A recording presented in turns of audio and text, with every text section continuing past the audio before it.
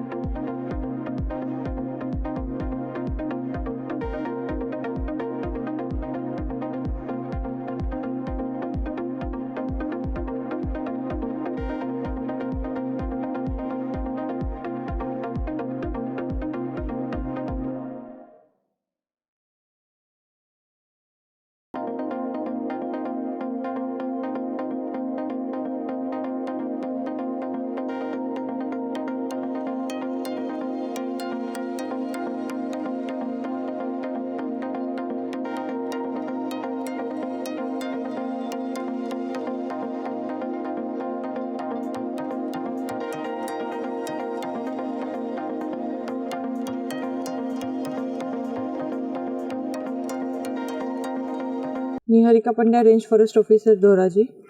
આજે સાંજના સમયે એક ફિમેલ લેપર્ડ અને 2 કબનો રેલવે ટ્રેકની વચ્ચે એક્સિડન્ટ થવાથી મૃત્યુ થયેલ જે ઘટનાની જાણ થતાં અમે ટીમ સાથે અહીંયા ધોરાજી ભાદર બ્રિજ ઉપર તપાસ કરવા આવેલ છે।